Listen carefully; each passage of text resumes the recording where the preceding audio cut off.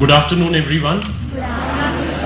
It's really a pleasure to see you all serious at this moment. सबके सब एक साथ बैठे हुए हैं, but सब serious हैं and discussing and definitely getting an interest on this side. It's wonderful. मैं आगे भी आपसे चाहूंगा कि इसी हिसाब से sincerely be an individual और अपनी एक चीज मैंने बच्चों के अंदर जनरल पाई है अभी कुछ दिनों से. शुरू में जब आप आईआईटी की प्रिपरेशन के लिए आते हैं, you are very enthusiastic, but gradually आप थोड़े से डाउन हो जाते हैं. आप अपने आप को थोड़ा कम आंकने लगते हैं. उसका सबसे बड़ा कारण यह है कि आप परीक्षा को पूरी तरह से जानते नहीं हैं. अभी सर ने जैसा आपको बताया, इवन इफ यू स्कोर 40 और 50%, then you have a decent chance to get a wonderful IIT. एक आप प्रॉपर सब्जेक्ट में आगे बीटेक, एमएससी, एमटेक कोई कोर्स करते हैं और उसके बाद में you have a booming career. जैसे एक एग्जांपल सर ने मैकेंजी का बताया. Okay, the package is 85 lakhs, a dream kind of thing. So it's only matter over here to enter on that side. आपको उस तरफ बस पहुंचना है और उसका जो तरीका है, उसकी जो जानकारी है, with a very positive आप लोग यहाँ पर ध्यान लगाएं और बात को सुने. एक चीज मैं और आपसे बोलना चाहूंगा, अपना ओपिनियन अभी न्यूट्रल रखिए. जो लोग अपने मन में ये धारणा बना चुके हैं कि नहीं ये डिफिकल्ट एग्जाम है या मैं इसके लायक नहीं हूं या मैं इसमें कुछ कमजोर हूं, मैं ये बोलूंगा कि अभी आप बिल्कुल न्यूट्रल रहिए, जीरो रहिए. पूरा आज का वर्कशॉप अटेंड करने के बाद मेक योर ओन स्ट्रैटेजी.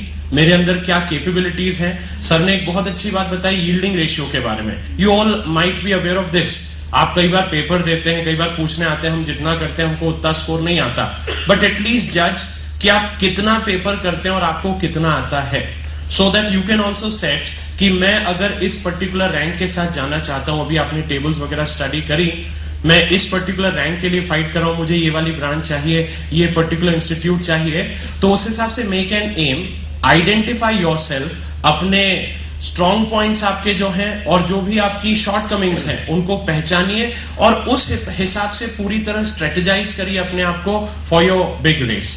सो इसी चीज में मैं अब आपको जो बताने वाला हूं दैट इज फिजिक्स का एनालिसिस, जेई 2008 पर्टिकुलरली. एक बात मैं फिर बोलूंगा, बीच में किसी भी चीज को अगर आप देखते हैं तो एक ओपिनियन मत बनाइए. पूरी बात खत्म होने के बाद I will give you some conclusions कि क्या ट्रेंड देखा गया. और ये केवल 2008 का ट्रेंड है. इसमें थोड़ा बहुत फ्लक्चुएशन देखने को मिलता है. कभी कोई पोर्शन का वेटेज थोड़ा सा बढ़ जाता है, थोड़ा सा घट जाता है. तो ये कोई पत्थर की लकीर नहीं है कि जो बताया जा रहा है एग्जैक्टली उतने मार्क्स का आपको 2009 में दिखेगा. बट हाँ, ऑन एन एवरेज उसके आसपास कुछ फ्लक्चुएशंस आप देख सकते हैं. आप इस तरीके से अपनी स्ट्रैटेजी, फिजिक्स में कौन से पोर्शंस को स्ट्रॉन्ग करना है, ईओवाई वाले स्टूडेंट्स का एटीट्यूड क्या हो, ईटीवाई स्टूडेंट्स का एटीट्यूड क्या हो, आईओवाई वालों का क्या हो, वो मैं प्रॉपर्ली आपको आगे गाइड करूंगा. दैट वाज अ स्टूडेंट जिसने केवल 11th क्लास में ठाना था और शायद सितंबर अक्टूबर तक तो प्रॉपर्ली सीरियस भी नहीं हुआ था. और उसके बाद में you have seen 1355 is the rank and the cause was right aim, right direction, right motivation and definitely पूरी तरह से सब कुछ छोड़कर केवल जेई को ही अपना रिलीजन बना लेना. मतलब केवल धर्म है तो 2 साल के लिए JEE. Okay, we believe in that way. So इस तरीके से आपके अंदर भी कोई आइडेंटिटी है, कोई ललित वाला एलिमेंट है तो आइडेंटिफाई दैट. इसी प्रकार से आगे भी आप हमारे जो टॉपर्स हैं उनको सुनते रहेंगे, उनकी बातों को ध्यान से सुनिए, उन्होंने किस तरीके से बोला है. और ये पूरा इम्प्रॉम्प्टू है. आपको पता होगा सक्सेस सेलिब्रेशन हुआ था, many of you have witnessed that. तो उस प्रोग्राम में इन लोगों ने इम्प्रॉम्प्टू डायरेक्टली वहां पे जाकर बात करी एंड जो उनके मन में बातें थी वो उनने शेयर करी. और वही दिल के थॉट्स हैं, किस तरीके से किया, फैमिली सपोर्ट क्या रहा जी, तो उनका किस तरीके से ध्यान रखा गया, उन्होंने कैसी प्रिपरेशन करी और सबसे इंपॉर्टेंट बात, उनके अंदर लगन कितनी ज्यादा थी. सब कुछ छोड़ दिया, 2 साल पूरी तरह जेई के लिए डिवोटेड रहे and that's why the big result. I also want to see you all next year on the screen. Try to work hard and believe in yourself. Physics के बारे में बात करूंगा. जेई 2008 में आप सबको नॉलेज हो चुकी है. 2 पेपर हुए थे. दोनों पेपर में फिजिक्स, केमिस्ट्री, मैथ्स के सेक्शंस थे. तो फिजिक्स का पेपर 1 का एनालिसिस बोल रहा हूं. एक बार फिर बोलूंगा, प्लीज यहां से कोई कंक्लूजन्स अभी ड्रॉ न करें. एक एक बात पर सबसे पहले हम ध्यान देंगे. मैकेनिक्स की बात करें तो इसका ओवरऑल पेपर 1 में जो वेटेज था दैट वाज 34%. अगर विजिबिलिटी नहीं है तो आप अपनी मैगजीन में देख सकते हैं। मैं लास्ट में जो लोग बैठे हैं और ऊपर जो लोग बैठे हैं, अगर विजिबिलिटी में प्रॉब्लम है, please see your books that you have got, that magazine गुरु मंत्र। तो मैकेनिक्स का जो वेटेज रहा है दैट वाज 34%। पिछले 2 सालों के कंपैरिजन में अगर देखा जाए तो इस साल वेटेज थोड़ा बढ़ा। पिछले सालों में वेटेज पाया गया है करीब 28 से 30% के बीच में, इस बार एक्सेप्शनली 34% तक ये चला गया था। फर्स्ट पेपर में मोशन इन 1D जो है, इसके section 1 that is 1 option correct, इसका एक क्वेश्चन आया था और इस हिसाब से टोटल मार्क्स 3 और परसेंटेज जो था that was 4%। Projectile and circular motion का कोई भी क्वेश्चन नहीं था, लॉज ऑफ मोशन का कोई भी क्वेश्चन नहीं था। Work energy power section 2 that is more than 1 option correct, 1 और मोर देन 1 ऑप्शन करेक्ट, इसका एक क्वेश्चन। और सेक्शन 4 जो था that is your reading comprehension, इसका 3 क्वेश्चंस आए थे, एक पूरा पैराग्राफ था कोलिजन के ऊपर और इसके टोटल मार्क्स थे 16, so that comes out to be 20%। Rotational dynamics का सेक्शन 3 में से असर्शन रीजनिंग में से क्वेश्चन आया था, दैट इज 1 क्वेश्चन 3 मार्क्स, 4% ये सेक्शन था। ग्रेविटेशन में सेक्शन 1 ओनली 1 ऑप्शन करेक्ट, एक क्वेश्चन आया था। सेक्शन 4 में एक क्वेश्चन आया था, इस हिसाब से इसका परसेंटेज रहा 7%।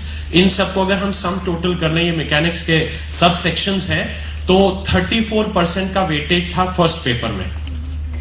आप properties of matter which is a very small chapter and एक अलग टाइप का चैप्टर है जिसको सोलली प्रिपेयर किया जा सकता है, और इस चैप्टर की खासियत यह है इसमें ब्लेंडिंग नहीं होती, ये आपस में ही ब्लेंड होकर क्वेश्चन बनता है। हाँ, कभी कभार मैकेनिक्स को थोड़ा बहुत इसमें ब्लेंडिंग की जाती है, हाइब्रिड प्रॉब्लम बनते हैं। इस अकेले चैप्टर का जो वेटेज रहा दैट वाज 18%। सेक्शन 3 में क्वेश्चन आया था, सेक्शन 4 में 3 क्वेश्चन आए थे, इस हिसाब से टोटल 4 क्वेश्चंस दिखे और 15 मार्क्स इसका वेटेज रहा 18%।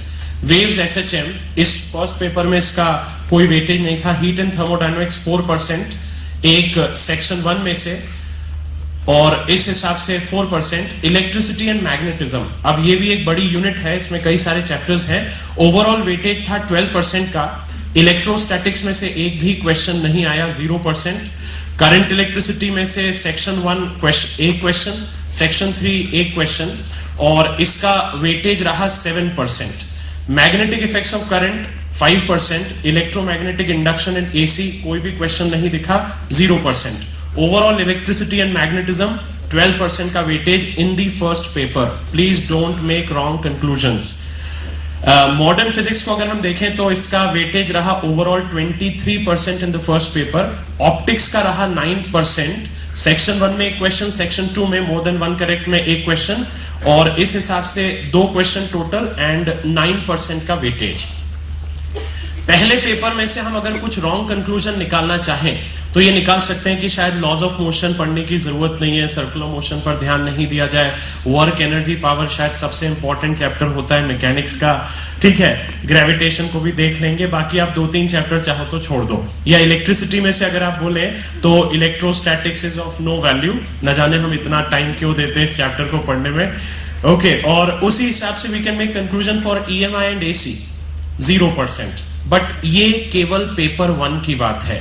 यहां पर मैं एक बात बोलना चाहूंगा, जब आप अपनी IIT JEE एग्जाम देने जाएंगे, आपके कुछ चैप्टर्स होते हैं your forte, your strong points, आपका फ्लेयर होता है उसमें।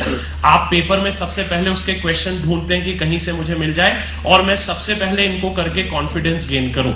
ध्यान दीजिए, जेई की जो परीक्षा है इसमें 2 पेपर होते हैं और दोनों में कलेक्टिव सेक्शन वाइज वेटेज आएगा। तो हो सकता है कि पहले पेपर में आपने से इलेक्ट्रोस्टैटिक्स या न्यूटन लॉज ऑफ मोशन बहुत अच्छा पढ़ा था, सर्कुलर मोशन में आपका काफी अच्छा फ्लेयर था और आप इनके क्वेश्चन ढूंढते रह गए, पेपर में आपको नहीं मिला और आप बुरी तरह डिप्रेस हो गए। ये गलत तरीका है। अभी आप सेकंड पेपर को देखेंगे तब आपको ये बात पता चलेगी। मैं यहां पर ये कहना चाहूंगा, पेपर को जब आप दे रहे हैं please don't make an opinion. आपको आपके पसंद की चीज नहीं भी दिख रही है, so wait for the second paper, it might come in the second paper. हो सकता है फर्स्ट पेपर में जिसने वर्क एनर्जी पावर पढ़ा था ओवर एक्साइटेड, शायद आज का पेपर केवल मेरे लिए आया है, ये मेरे लिए ही है। I am having wonderful knowledge of this chapter and 20% weightage. Such a wonderful percentage. और इसी हिसाब से आप नीचे देखें, मॉडर्न फिजिक्स का वेटेज काफी अच्छा रहा फर्स्ट पेपर में, प्रॉपर्टीज ऑफ मैटर का 18% रहा। तो हमें यहां पर बहुत स्टेबल रहना है। पेपर में आपके पसंद के सेक्शन आ गए तो ओवर एक्साइटेड होकर सेकंड पेपर में रिलैक्स नहीं हो जाना है, या अगर आपकी पसंद का नहीं आया तो आपको डाउन नहीं हो जाना है। You have to maintain your momentum, your composure till the second paper. ना एक्साइटमेंट ना डिप्रेशन। अभी परीक्षा खत्म नहीं हुई, अभी सेकंड पेपर बाकी है। हम सेकंड पेपर का एनालिसिस करते हैं। सेकंड पेपर में अगर आप देखेंगे मैकेनिक्स का अगेन वेटेज 33%। अब आप देखें motion in 1D 0%, projectile and circular motion section 2 एक क्वेश्चन आया था और टोटल मार्क्स 3 और इस हिसाब से 4% का वेटेज। लॉज ऑफ मोशन 4% का वेटेज। वर्क एनर्जी पावर इस साल शायद पेपर में सबसे इंपॉर्टेंट यही था। पेपर 1 में भी आपने देखा, सेकंड पेपर में ही देखा। एक बात और बोलूंगा, ये सेक्शन पिछले 4-5 सालों से काफी निग्लेक्टेड था, इस बार एज अ सरप्राइज आया। और work energy power 11%, rotational dynamics जो कि पहले पेपर में थोड़ा इग्नोर्ड था, यहां पर इसका वेटेज रहा 15%, ग्रेविटेशन 0%, प्रॉपर्टीज ऑफ मैटर 4% जो कि पहले पेपर में 18% था, वेव्स एंड एसएचएम 11%, करीब करीब सेम रहा, heat and thermodynamics 7%, again same. अब आप देखिए इलेक्ट्रिसिटी एंड मैग्नेटिज्म 30%। जो बच्चा पहले पेपर में जनरली आईओवाई वाले जो स्टूडेंट्स होते हैं उनकी इलेक्ट्रिसिटी काफी स्ट्रांग होती है, मैकेनिक्स को वो थोड़ा उतना नहीं कर पाते, क्योंकि अभी मैं आगे बताने वाला हूं आपको, जब पढ़ाई के तरीके वगैरह बताऊंगा। यहां पर आईओवाई वालों की बात करूं तो इलेक्ट्रिसिटी हुआ, ये जो लास्ट के सेक्शंस लिखे हुए हैं इलेक्ट्रिसिटी एंड ऑनवर्ड्स, ये आपके स्ट्रांग पॉइंट्स होते हैं। हो सकता था कि पहला पेपर जैसे ही किसी ने किया, और ऐसे कई एग्जाम्पल इस साल रहे भी, वो डाउन हो गए, क्योंकि पहले पेपर में वेटेज वाइज इलेक्ट्रिसिटी काफी कम था। Although modern physics was very nice, optics was very good. तो कभी भी पेपर से आपको निराश नहीं होना, ये मैं बार बार आपसे बोल रहा हूं। आगे भी जो आप पेपर दें, संडेज को भी जो टेस्ट होते हैं, तो never get hurted by it. आपके पसंद के सेक्शन नहीं मिल रहे, कभी भी आपको डिमोटिवेट या डाउन नहीं होना है। आगे बढ़ते हैं। इलेक्ट्रोस्टैटिक्स का आप अगर वेटेज देखें 26%, पहले पेपर में इट वाज 0%, यहां पर it is 26%। Current electricity was nothing there. Magnetic effects of current 4%, EMI यहां पर वापस से 0%। सरप्राइज एलिमेंट, ये एक ऐसा चैप्टर है कि पिछले 30 साल की अगर आईआईटी की बात की जाए तो शायद आईकेन से 25 से ज्यादा बार इस चैप्टर में से क्वेश्चन आए ही है। इलेक्ट्रोमैग्नेटिक इंडक्शन इन एसी, इस साल न पेपर 1 में कोई क्वेश्चन दिखा, न पेपर 2 में कोई क्वेश्चन दिखा डायरेक्ट। ओके, इससे कंक्लूजन हम आगे ड्रॉ करने वाले हैं, wait for it. Modern physics अच्छा वेटेज रहा, यहां पर 4%, फर्स्ट पेपर में काफी ज्यादा था। ऑप्टिक्स 11%। ये सारा हमने दोनों पेपर का सेपरेटली एनालिसिस किया। अब अगर हम इसका क्यूमुलेटिव करें, दोनों को अगर जोड़ दें, तो पेपर 1 और पेपर 2 में चैप्टर वाइज अगर एनालिसिस की जाए कि हर चैप्टर में से कितने क्वेश्चन दिखे, मोशन इन 1D में से नंबर ऑफ क्वेश्चंस 1, यहां पर मैं टाइप ऑफ क्वेश्चन आपको नहीं बता रहा हूं, पहले वाले में मैं बता चुका हूं। So number of question 1, total marks 3, this way 1.8%, and it moves on. Work energy power surprise element 15.3%. आप इलेक्ट्रोस्टैटिक्स को देखिए 12.8%, पहले पेपर में बिल्कुल नहीं दिखा था। MEC 4.2%, again a surprise, EMI and AC only 0%. Okay, please don't make a conclusion कि आपके 2009 में और जो ETY वाले स्टूडेंट्स हैं वो 2010 में जब देंगे तो ये ऐसा का ऐसा ही नजर आएगा। इसमें वेरिएशंस होते हैं, इसमें फ्लक्चुएशंस होते हैं। इसका नेक्स्ट वाला बताइए। अब हम अगर यूनिट वाइज बात करें, अभी मैंने जो आपको बताया वो चैप्टर वाइज बताया, यूनिट वाइज बात करें, mechanics which is comprising of many chapters, जो हमने पिछले सेक्शन में देखा, इसका ओवरऑल वेटेज रहा 33.7%। प्रॉपर्टीज ऑफ मैटर का 11%, ओवरऑल दोनों पेपर का कलेक्टिव। यहां पर अब हम कंक्लूजन कुछ ड्रॉ कर सकते हैं। Oscillation and waves 5.5%, heat thermodynamics 5.5%, electricity and magnetism 20.8%। आप एक चीज देखिए, oscillation and waves, heat and thermodynamics, आप कई बार इनको लाइटली लेते हो, पर आप नोटिस करें इन दोनों का मिलाकर ही परसेंटेज 11% है, और ये बहुत बड़ा रोल प्ले करता है आपकी जेईई की एग्जाम में।